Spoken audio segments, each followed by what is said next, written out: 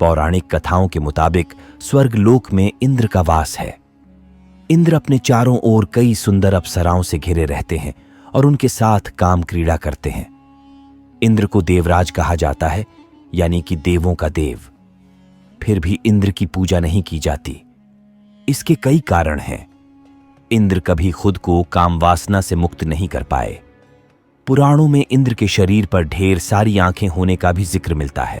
आपको यह सुनकर आश्चर्य हो सकता है और यह आपको अविश्वसनीय भी लग सकता है, लेकिन ब्रह्मवैवर्त पुराण में एक कथा है जिसमें बताया गया है कि एक गलती के कारण देवराज इंद्र के शरीर पर 1000 आंखें प्रकट हो गईं।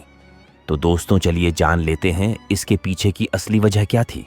वीडियो में आगे बढ़ने से पहले आपसे निवेदन है, अगर आप इस चैनल के पर पहली बार आए तो इस चैनल को सब्सक्राइब कीजिए और वीडियो पसंद आए तो इसे लाइक करके अपने दोस्तों के साथ जरूर शेयर कीजिए। ब्रह्मवैवर्त और पद्म पुराण के मुताबिक एक बार इंद्र भ्रमण पर निकले। आसमान से उनकी नजर जंगल में बने एक ऋषि की कुटिया पर पड़ी। उस कुटिया में उन्होंने एक बहुत ही सुंदर स्त्री को देखा।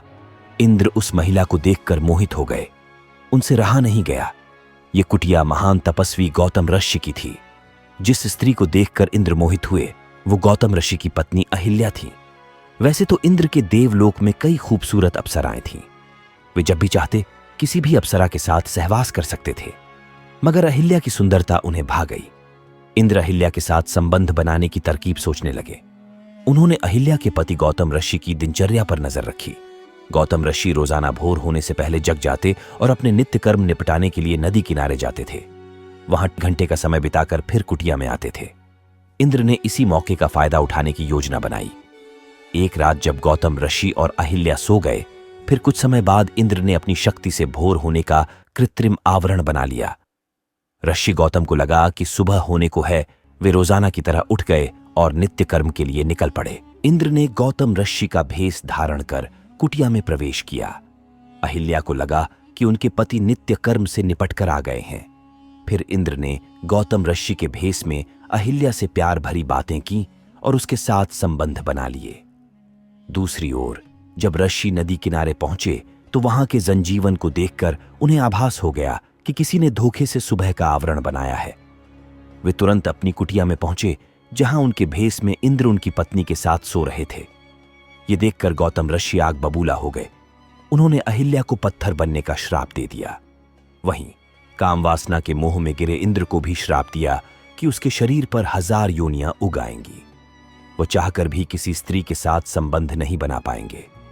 देखते ही देखते इंद्र के पूरे शरीर पर योनियां उभर आईं। इंद्र को अपनी गलती का एहसास हुआ और उन्होंने गौतम ऋषि से क्षमा याचना की। ऋषि ने इंद्र को माफ कर दिया, लेकिन कहा कि एक बार श्राप दे दिया इसलिए वापस नहीं हो सकता। हालांकि ऋषि गौतम ने कहा कि इंद्र के शरीर पर उभरी ये योनियां आंखों में बदल जाएंगी। इस वजह से इंद्र के पूरे शरीर पर आंखें ही आंखें हो गईं। दूसरी तरफ अहिल्या ने भी गौतम ऋषि से कहा कि उन्हें बिल्कुल भी यह एहसास नहीं हुआ कि उनके भेष में कोई और शख्स उनके साथ सोया है। इसमें उनकी कोई गलती नहीं थी। उनके मन में छल की कोई भावना नहीं थी। गौतम ऋषि ने अहिल्या को वरदान दिया कि कालांतर में भगवान विष्णु का अवतार तुम्हारे पास आएगा और उसके छूने से तुम फिर से पहले जैसी बन जाओगी। सालों बाद श्री राम ने विष्णु के अवतार के रूप में धरती पर जन्म लिया। राम ने ही बाद में अहिल्या को छूकर उन्हें श्राप से मुक्त किया।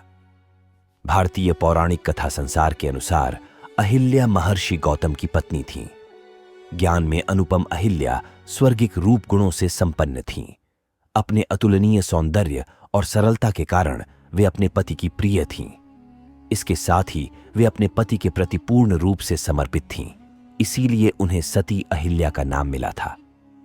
दोनों ही पति पत्नी धर्म का पालन करते हुए प्रेम रस से परिपूर्ण दाम्पत्य का निर्वहन कर रहे थे। ऐसे अद्भुत प्रेम को अचानक एक दिन बुरी नजर लग गई। हिंदू पुराणों और वेदों में मनुष्य को अपनी 5 इंद्रियों को नियंत्रण में रखकर कर्म करने की सलाह दी गई है। इसके पीछे कारण यह है कि इंद्रियों को नियंत्रित न कर पाने की स्थिति में मनुष्य अपने कर्मों से विमुख होकर पाप की ओर बेआइच्छित जाता है, क्योंकि इंद्रियां केवल तृप्ति चाहती हैं। ऐसा भी माना जाता है कि आज धरती पर जितने भी पाप हो रहे हैं उसका कारण मनुष्यों द्वारा अपनी इंद्रियों को काबू में न कर पाना है। वहीं काम और क्रोध ऐसे दो संवेग हैं जिनके उत्पन्न होने से कई अन्य बुराइयां जन्म लेती है। काम और क्रोध से जुड़ी हुआ ऐसा ही प्रसंग हमें पद्मम पुराण में मिलता है, जिसमें अपनी काम वासना के कारण देवराज इंद्र गौतम ऋषि के क्रोध के भागी बने थे। दोस्तों, अगर आपने यह वीडियो पूरी देख लिए तो इसका मतलब है आपको इस चैनल के ऊपर की वीडियो पसंद आ रही है। आपसे यह निवेदन है कि आप इस चैनल को सब्सक्राइब कीजिए और इस वीडियो को ज्यादा से ज्यादा लोगों के साथ जरूर शेयर कीजिए,